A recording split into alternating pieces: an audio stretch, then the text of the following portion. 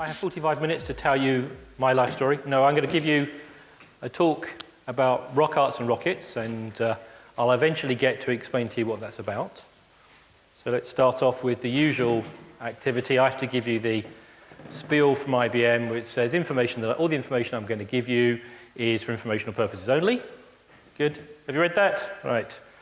So this is me, Steve Poole. I work at IBM Hursley, just down in Winchester.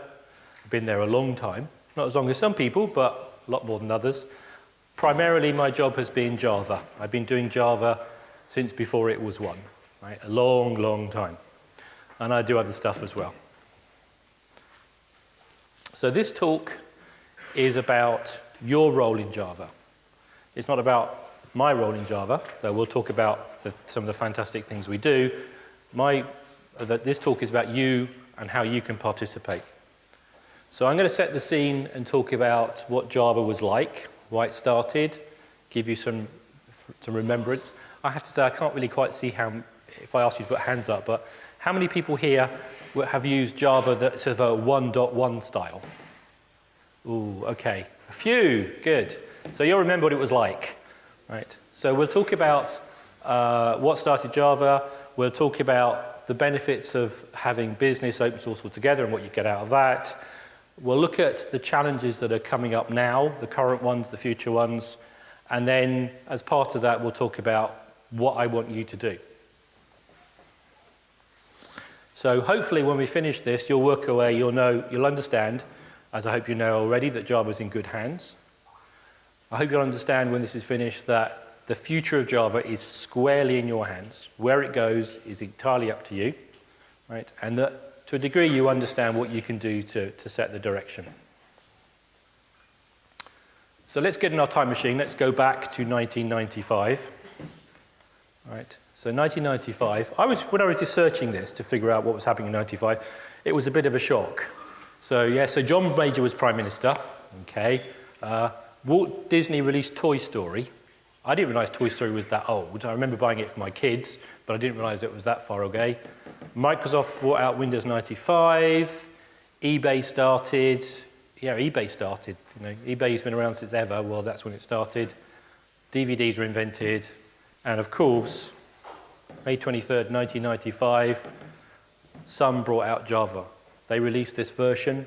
It's, as it says, it's an alpha. It came on one floppy. Who remembers floppies? Yes, okay. So Java on a floppy, right? It's the smallest edition of Java ever, probably. There it is. But it's probably not what you think.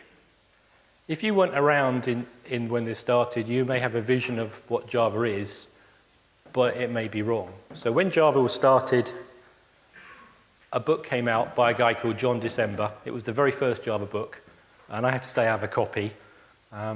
The thing that he pointed out, the thing that was the interesting thing for the world at the time, was Java was about making the making the internet animated.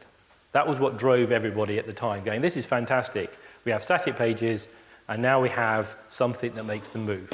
So the old timers will remember the little sorting algorithm and things that came up. That was the wow factor. So is that it? Was Java 1 just a cross-platform web animator? Well, it got it noticed. So those things, the PR, the furore of the press about this fantastic thing, it got it noticed. But what got it noticed more than anything else was just a few characteristics. Cross-platform, which actually at the time was fantastic. No pointers, something else fantastic, and garbage collection. At the time, garbage collection had been tried in all sorts of things, but it was considered to be a dead duck and wasn't going to work. But the guys, James Gosling and others, they pushed it through, put it out, and this guy, Mike Howlershaw, who's retired now, and ended up as an IBM fellow, which is sort of like as high as you could possibly get in the technical realm, he spotted this, and he went, that's what we want. So very quickly after Sun made it available, this guy got hold of a copy and he ported it to OS2. it took him 5 days to do. And knowing Mike, he was probably coasting.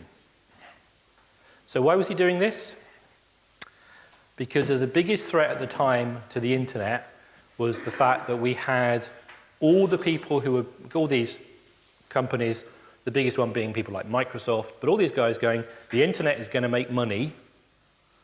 I want to make money, and I want to do it in a way that, I want to own the internet.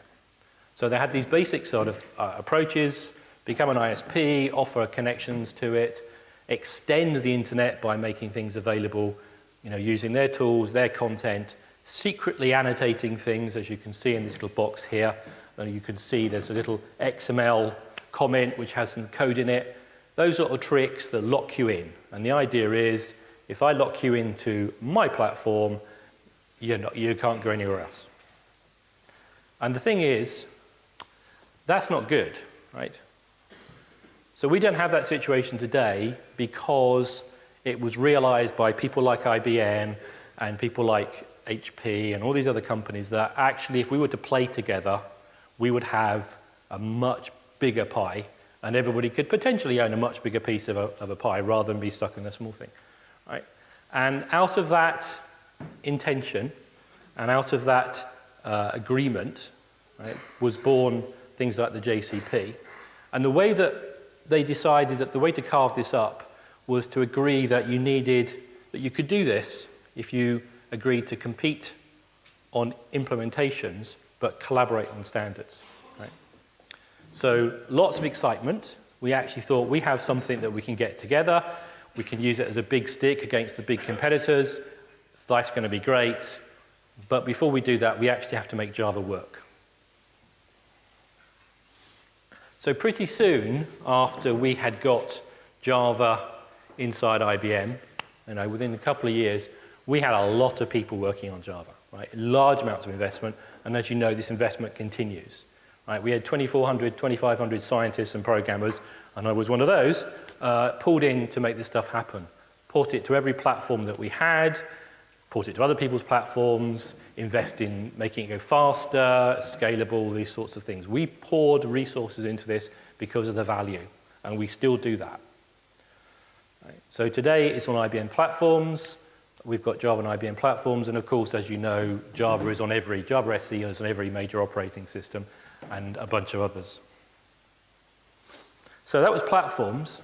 Let's talk about performance. Does anybody know what this formula is for? Any guesses? Okay. I'll give you a second clue. This is Moore's law. So this is Moore's law written as a mathematician would write it.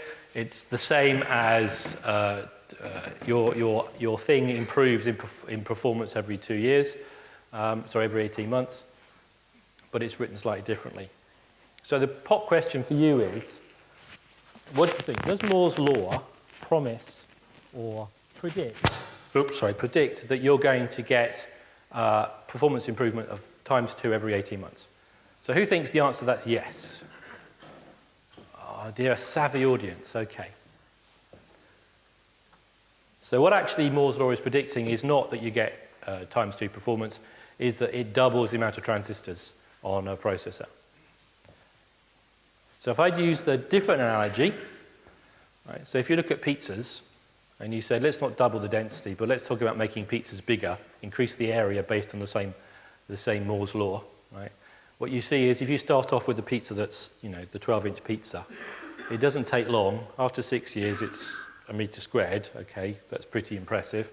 In the 17 years that Java's been going, well, it's almost 200 meters squared.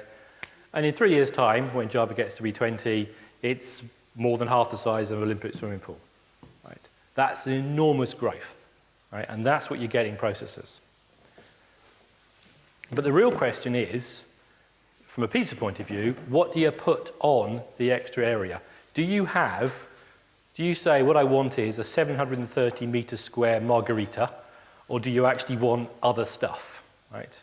So it's the toppings question that's important. So the topping question actually in processing terms is, we've got all these transistors, where do we put them? Where does it go, right? It's not a linear growth, right? It's pick your place. What is important to you, Right? And this is where I'm leading to in all of this is what we put into Java is based on what you want it to do. Right? So the demand that we get, the demand the processor guys get, is this heady mixture of requirements. What we get back is not what we asked for. Right? So you get some things you'll ask for improvements in caching, and you'll get more than you expected, and you'll ask for improvements in somewhere else, and you won't get what you expected, or you get less, and you get something new. Right? So we have to take that pattern and we have to turn it into something that we can give to you to give the performance that you need. So who does most of this work? Well, it's the commercial interests, right? It's Oracle, it's IBM, it's HP. It's the people who have the technology, the people, the skills. We do it, right? That's the value that we bring to the party by putting this stuff in and making this stuff work. We have to work out what is best, what's the best combination, right? And the way that we work that out is based on information flow. So this is where it gets complicated, right? And this is the complications that we have today. The complications of the future means that what you're seeing on this right-hand side here is going to be a lot more.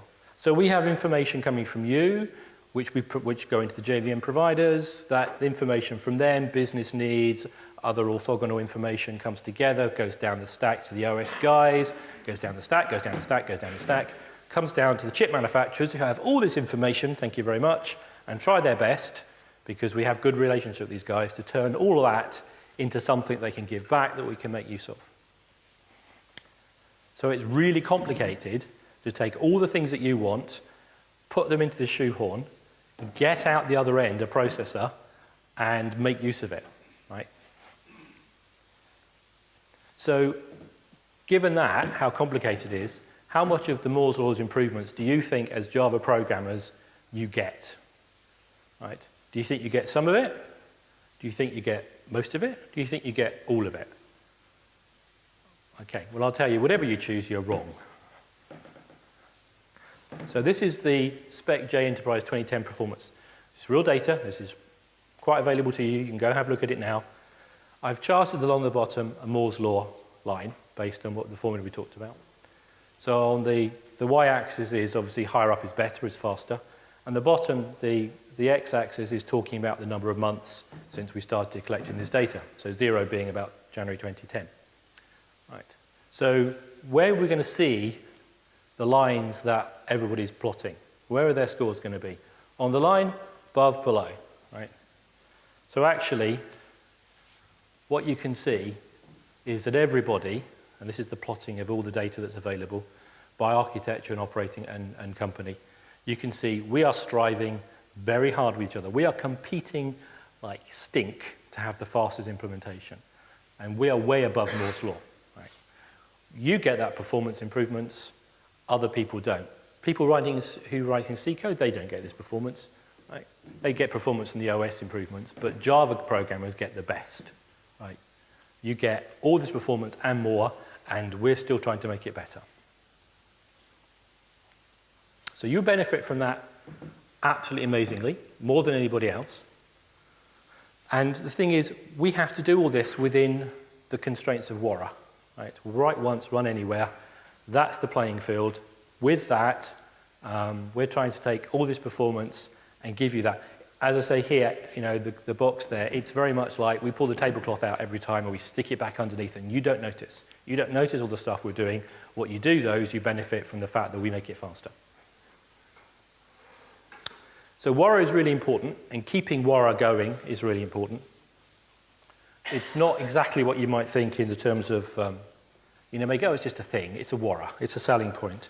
But actually, it's not. It is probably the most fundamental competition collaboration point.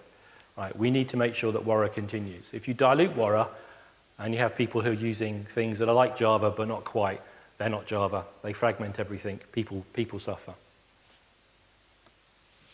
So taking all this stuff together, you can see we've got the substantial investment, we've got deep technical skills, we've got relationship between all the companies. Okay, I work for IBM, but I spend, I probably have 50 phone calls a year when I'm talking to guys at Oracle at all levels. We work together all the time. We compete, but we collaborate. And the thing is, this is participation is open to you too, right? We don't want to be in a position where you've got 2 companies or 3 companies building something and offering it to you, right? We may have got away with that to a degree in the past because it was clear where we're going. And as I'm going to show in a minute, where we're going in the future is different, and we need your input. So today's challenges.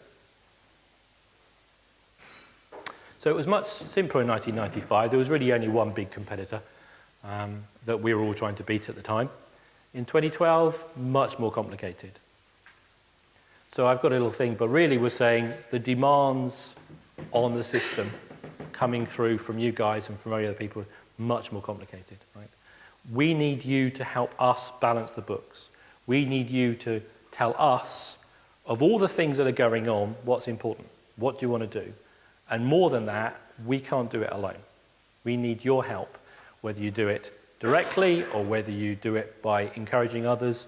Right? We need help. So I'm going to go through some of the challenges and opportunities here. That's my list. It's not any particular order. The interesting thing is the first one, the cloud, which obviously there's a lot of people here interested in cloud technologies, and there's lots of people out there in the expo talking about cloud solutions.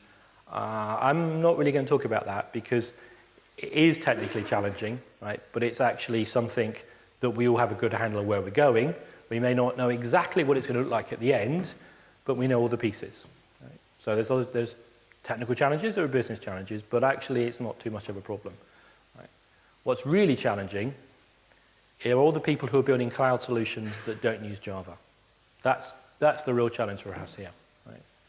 So the question I have for you is, when you look at things like Google App Engine and Engine.dot and all these other solutions where you say, it's almost Java, but there's restrictions, or it's not Java, how many of those things are you going, actually, I'd like that technology, please. I'd like there to be a JSR for that. If the Google App Engine instance, for instance, there was actually a JSR that said, here's the interface you get, here's the characteristics, and other people participated in that, would that be useful? Don't know. You tell me. Right? More than that, if it's interesting to you and you think it's useful, go raise a JSR. Go write an open source project. Start making these things happen. Right? We can do the heavy lifting, but we need your input into what you want to have happen. Right? And as I say, lots of opportunities. In this particular one, it's thinking about, out of this technology, why people are using things differently. What is it about that you want to see in Java? App stores and handhelds. This is my favorite. How many people here who would be a Java program have also dabbled in writing applets? Writing Xcode iPhone applications. Okay, a few of you. Okay, it's really seductive, right? It really is great. And what's happening here is you're seeing new guys come along. They can choose Java, or they can't use Java because it doesn't run on the iPhone. So they go off and they jump into the whole ecosystem that Apple have got, and Microsoft will try and do the same, right? And it's non-Java stuff. It's very seductive because the investment from a programming point of view is, I don't know, $99 a year for a license from Apple, the cost of a Mac, and after that, it's all free, right? There's a slice off the top, but if anybody here, if you're a startup, if you ever tried to start selling software, you know that getting your software out to your customers is very expensive. So if it costs you 35% of the revenue, then it's pretty worth it. And of course, so you get lots and lots of people doing that. So the challenge to us as a community is these new guys who are coming along have great ideas, but they're not putting it into our ecosystem, they're putting it somewhere else. Right?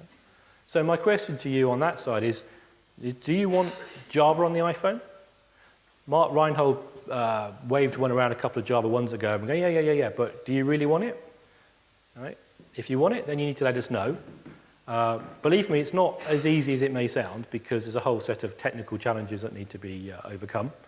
Right? It's not simple things like touch and things like that, but there's a whole other set of technical challenges. They're all solvable, but what we need from you is this what you want to do? Right? As I say, the commercial guys will go off and make these things happen. We'd like you to help.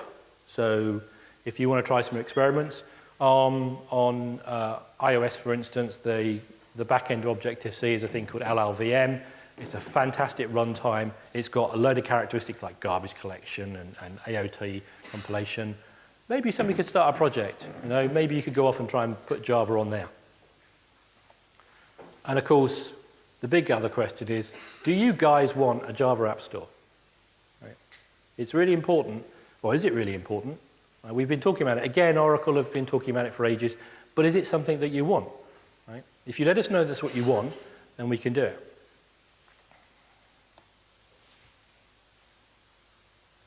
So the other complexity in all of this, the other challenge that we have is, in the old days, it was us against Microsoft. Right? Well, that was pretty much what it was. We had one big challenge. What we have today is we have four. Right? These guys are out building, or rather are out building their own solutions. And as you know what these things are, you see them whether Kindle or iPhone, you know, iTunes Store, whatever. They're building their version of a marketplace. And that marketplace is massive. It's like $1 trillion. Right? So these guys are trying to carve that up because, unlike the days when we started Java where we were saying it would be better if we worked together, these guys have already decided they don't want to do that. So what you've got now is an environment where Java is not viable. Right? You definitely couldn't have Java running across all of these stacks. That's not necessarily a big problem. I think we have to address and agree that from now on Java is not going to be on its own, and we have to look at programming languages. The challenge that we have, and the challenge that I need you to stand up to, is to make sure that Java carries on being vital, right, and relevant, and the things that you do need end up in the Java that you want. Right? We don't want to be in a position where this sort of system ends up taking people away. Right? None of us benefit. Right? You're in this room because you're using Java. Right? I'm in this room because you use Java. We're doing this together. Right? So we have to keep that going. It's of immense value to everybody if we do that. What we have to do is make sure that we understand where we fit. Right? So you can see these sorts of complexities. It's like, well, what do you want? We can build loads of stuff. IBM can go build loads of stuff. Oracle can go build loads of stuff. What we want is some input from you guys about which of these things make sense. What is it you want to see? Right? As you can see, loads of complexity. Tell me what it is you want to see. So, new programming and new programs and technology. So, when you guys are having a conversation about the value of Node.js versus something else, and you're having a big bust up down the pub, one of the things to ask yourself is, what is there about these new technologies that are attractive? So to a degree, there's this attractiveness that says it's new, it's sexy. Right? People like that. You get these guys coming along and they say, oh, Java's old. There's been nothing new in Java. And I'm going to use a sexy thing because I don't have to learn loads of stuff. It's really simple. I've got it going. It's seductive, works for them.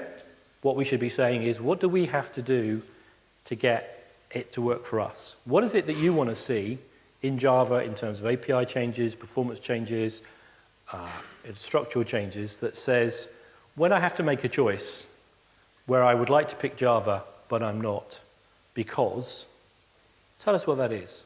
But more than that, if you look at Node.js, right, and you can say, this is really simple, I can write a server very quickly, and then of course as you start exploring it, you begin to realize that you've got more to do. Well, that on-ramp, that beginning, is that something that we should be trying to do in Java? And if so, it's an opportunity for you guys. It's an opportunity for you guys to say, hey, I can do this. I can go write an open source project. I can go turn up on Oracle's doors and bang and bang and bang and say, can you make this happen, please? Right. One of the problems that we're seeing because of the level of complexity and of change that's going on is the communications flow from our customers, which is you, to the people who are doing a lot of the heavy lifting, right, is not as good as it could be. Right? And it's really important that we pick up the pace and that you provide more information about what you want. Right? You're not as if you don't have to email me and say, I would like this. It's about you guys blogging about it and talking to your friends and just trying to get the buzz going again and making sure that what you want, right, comes through to the people who can help provide it. And as I said, preferably, because there's a lot to do, that you guys actually say, well, we'll do the same. Right? There is nothing wrong with you saying, I want a JSR to do something. If you're willing to put the time and the investment into making it happen, it's open. Go do it. Right? You don't need somebody from one of the big companies to go make it happen. Right? It's something you can do yourself. So I just touch on this. What languages do you want mainstream? We agree that we have to run lots of different programming languages on the VM, and I'll talk about that in a second. What languages do you want to see? And this isn't about you saying, I want Groovy, and I want JavaScript, and I want Ruby. Right? You can run them. What's really important is, which ones do you want to be mainstream? And that means properly supported, so that when things go wrong, you can get people to fix the problems. You know, you want to see performance improvements in, right? We don't know. We could pick them all, or we can pick one, right? It would be really good if you could help us decide which one that's going to be. And I'm sure that's pretty much of a large war as to which is your favorite programming language. But it's important that your voice is heard about which of these things is important to you. Oh, so putting a new language on the VM and just making it go fast is not a good idea. It's a good place to start, but it's definitely not a good idea. So if you put, I have people saying, oh, I run JRuby on the VM because it's the fastest Ruby implementation. That's great, that's fantastic, but it can't stop there. If you let it stop there, then all that happens is that one day somebody will take that stack and move it somewhere else, and you'll have all the VM implementation, all the VM technologies that we've invented now providing a Ruby solution for which you can't get at the Java. Right? It's inevitable. Right? If you want programming languages to be part of the ecosystem, it's more than just hosting them. They've got to interoperate. We've got to start looking at getting extensions added to these programming languages that means that you can access things in Java, so that you really can use Ruby. I mean, Ruby's got extensions for using the UI and stuff like that, but we should be seeing that in all the programming languages. It should be interoperable. Right? What you've got under the VM, under the classes, is you've got this fantastic programming model. You're putting a new language on top. We need to make them interoperate. And that's not just making it go fast. That really is making them work together. Right? So to do that, there's loads of opportunities. Right? This is a massive opportunity. Any of you guys want to have a go at doing that, then, you know, why wouldn't you do it? If it's something that's exciting to you, you want to try it out, here's an opportunity. Right, so as well as getting new stuff in, as in sort of stuff that's coming in from outside the usual ecosystem, we have another problem, right? And this is really going to kick you over, right? We need your help, right? So how do we get the existing and the new functionality that's arriving, how do we get that tested? How do we get that used? How do we make sure it's okay? So Java 7 FCS last year, adoption is not very good, but that tends to be typical. Right? Java 6 is just EOL, which will help make it along. Right? But we need you to be doing more. Right? We need you to be more vocal. We need you to be trying this stuff out. Right? So Lambda's coming through for Java 8. What are we going to do to make sure that Lambda provides all the stuff that you want, that gets properly tested, right? What are we going to do about getting Lambda into third-party apps? Wouldn't it be good if you had Lambda support in some of the Apache Commons or whatever? I mean, pushing that out. There is an opportunity there, right? But it's also about making sure that what is already provided actually works. So modularity is another really important thing. We've been asking for modularity for, well, basically since forever, okay? And we're finally getting it. You know it's been delayed from Java 8 to Java 9, right? If you want modularity and you want it to work well, we can't let it sit in the background until Java 9 delivers. That's 2015. Java's going to be 20 years old in 2015. Do you want modularity to be delivered then? Or would you like to deliver it earlier? Well, we probably don't have any choice about when it arrives. What we can do is make sure that what we get is something that works. Right? I think at the moment the modularity story is a bit of a mess. right? It's bigger than Oracle realized. They need help, right? There's an opportunity for people to participate. It's an open source project. Come along and try and do help. More than that, go off and go get it, right? If you've got a spare moment, go download the modularity drivers and try and use it, right? And you'll be shocked at just what doesn't work yet, right? But we need to do this. We need you to be using modularity against your applications. If we don't get input from you about modularity, about what works and what doesn't work, what you love and what you hate, if that doesn't come back into the Jigsaw project, what you get out the end of it is whatever they could deliver. Right? In this talk, I'm about trying to get you to understand this is your choice. You get to make the choices if you're willing to talk and you're willing to say things. If you don't make a choice, if you're not visible, then your choice is you get what you get. Right? And modularity is a really good example of this. If you do not help us make it work, and if you're not there now, by the time we get to Java 9, you'll get something that may not be what you wanted.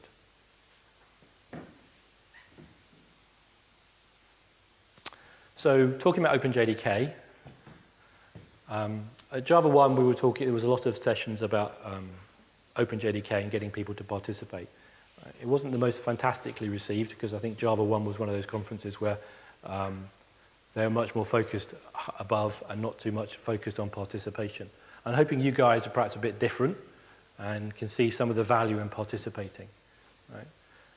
What we've got is we've got one company, we've got Oracle, who are trying to take a closed product and make it open.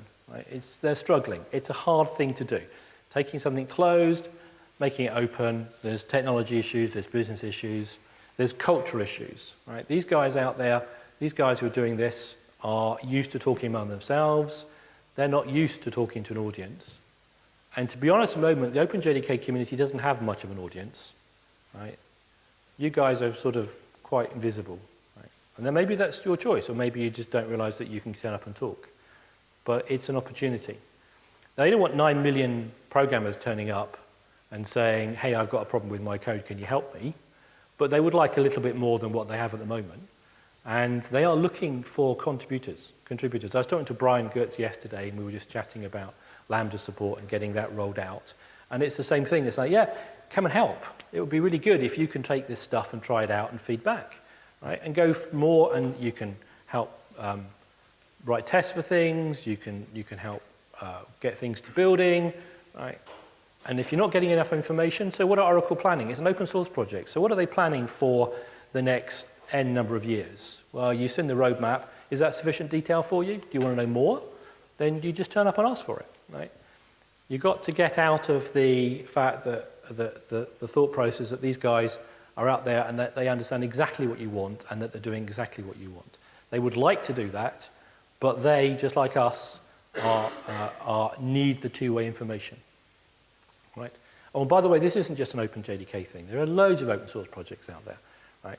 So there's an opportunity for you to participate, and there's an opportunity for you to turn, in many ways, turn Java back on. Right? We have lots of excitement about Java in terms of cloud and APIs and things, but it's not as vital as it could be. Right? And it could simply be more vital by you guys being more visible and just shouting a bit more. So here's your choice. Think about what Java means to you personally. Right? If Java was not here, what would you be doing? It's your choice where it goes. Right? So you can make a choice, which is you can say, I'm not going to participate in this. I'm not going to talk about it. I trust IBM and I trust Oracle and I trust others to go do what I want. And I can talk to my sales rep, or I can have a moan to somebody from IBM or Oracle when I talk to them. It's your choice. But you get what you get, right? If you don't tell us what you like and you don't tell us what you don't like, you'll get what you get, right? So be warned. There are loads and loads of opportunities for you guys to participate, and we desperately need you to do this, right? We're not trying to push you away. We want you to come and help, right? So how do you do this? Well, one of the perennial attitudes that I get to hear when I'm talking to people and saying, Why aren't you coming along and turning up on OpenJDK and saying what you think? And I get this, well, I'm not worthy. I have all these there are all these fantastic people in Oracle or IBM or wherever who know more than me, and therefore I can't say anything. Right? So how many people here, you saw the Olympics, you saw some fantastic racing. The fact is that we've got guys out there that can run 100 meters in no time at all, doesn't stop people doing amateur athletics. Right? You don't need to be reliant on one person or two people who are the best to do all the work. And they don't want to be in that position either. Right? So we need you to lower your reverence levels and think of these guys and say, yeah, there are some guys out there who are Olympians, who are fantastic, but they're not the only people. You saw Oracle have been saying, hey, we're hiring. So if they hire you, does that suddenly make you a god? Right? So there are people in Oracle, people in IBM, who have the same skill level that you do, they just do it for a different reason. Right? And yes, there are people who are fantastic, right? And they participate as well, but you can't treat everybody the same way. You're the customer, you say what it is you want, you moan when you don't get what you want. Right?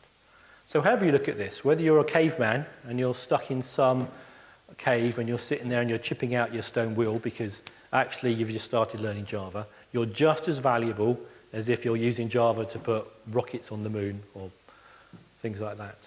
Right? So I want you to challenge everything. Right? Challenge your expectations, challenge your assumptions about how Java works. Right? Don't rely on the fact that there's a bunch of people who know what you want. We need your input. Right? And most of all, be visible. You don't have to turn up on the mailing lists and say things like that. All I want you to do is be visible.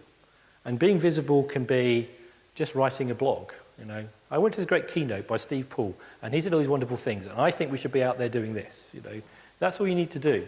Believe it or not, all the blogs, all the mentions of stuff get read. Right? When we were talking on the Java 8 expert group mailing list about dropping modularity from 8, Mark Reinhold posted a list of all the discussions about modularity that he could find. Right? So he's out there reading. We're out there reading. We're looking at what you're saying. Right? We just want you to say more. Right? Be more vocal about what you want and be more precise. Right? Don't moan and say, this is crap. Just do that. Add something else. Say, I wish it was like this. Right? And you can do this not only by writing blogs and doing things like reporting bugs. You can help write the code. Right? Don't be afraid. It's not a problem. Right? You can do it because you have a business need for it. Right? You can do it because you just think, the technical challenge. If you've got the time and the resources to do it, then go do it. Don't be afraid that what you're doing is going to get shot down. Right? It's not like that. Everybody is welcoming. There are a few people on open source mailing lists who may be very specific, but I find this really, really difficult to understand why, given the opportunity and the fact that people say, I'd like to learn Java, I'd like to do something different, and we say, here's these opportunities. So why do you want to do this? I have a suspicion that maybe it's because you don't want to do it on your own. Right? So I would like to see that next year becomes the year of the Java user groups. This year it's been really fantastic. The London Java user group has made a big difference, right? It's rallied people together. They're on the the JSR expert committee. They're turning up. They're on we had Martin and Ben and others standing up on the community keynote at the end of Java 1. It makes a difference. They're being listened to. So if you feel that talking to Oracle or talking to OpenJDK is a step too far, fine. Go join your Java user group, your local one, or SIGs, special interest groups. They're good too. Right? There are opportunities there for you to do that. What we're looking for you is, if you can't do it on your own, or you feel that it's too much of a learning curve, do it with other people, which can be fun. Right? But the important bit out of all of this is that you bring together what it is that you think Java should look like for the future. It's really important that we get your input and that as much as possible you help us do some of this lifting. Right? So I hope this sort of impassioned plea as Degree giving you an idea that Java is in good hands. It's not going away, but everybody's going to invest and continue to invest in Java. What we're looking from you is your input. What is it that you want to see? Right? Where do you want to see Java going? Right? And be radical. Right? If you don't make the suggestion, then it may never happen. Right? And hopefully, if you can see that what I'm looking from you is at all levels. Right? You can do simple things. You can just write about it. As long as you're visible, right? Whether it's you or in a group, make your voice known, right? And as much as possible, help us. So, just to round off, why did I call this why rock art and rockets? Well, you've got a choice. What do you want to do? Do we leave Java where it is, very successful, available on loads of operating systems, highly performant, but actually, in the end of the day, it's controlled by a bunch of guys who sit in a dark cave, right? Guarded by acolytes who set the direction.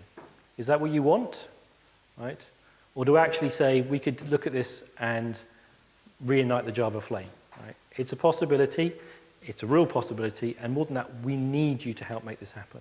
So as I said, we need to talk, talk, talk. So let me just put it a different way. What's Java going to be like in 2015?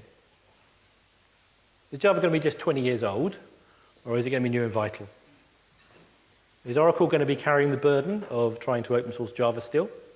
Or actually have we completed that task and have an open source version of Java? An open source version of Java which people can take and do more amazing stuff with.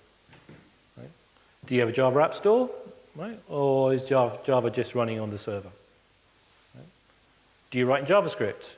Have you moved off Java? Are you doing something different? Right? So the next Instagram that, which you all know, I'm sure, I use it as well, was built pretty much on a stack of technology that had very little Java in it. Right? And you have to ask yourself, do we want that to continue? Is that Java's problem, that people are building technologies and solutions that aren't part of the Java ecosystem? Or actually should we be saying, no, we're missing a trick here. We should be bringing those guys, those technologies inside Java and making use of it. Right? So does the cloud run on Java, or does just Java run in the cloud? It's your choice. So overall, what do you want? You want rock arts or rockets? Right? It's your choice. Okay? Thank you very much.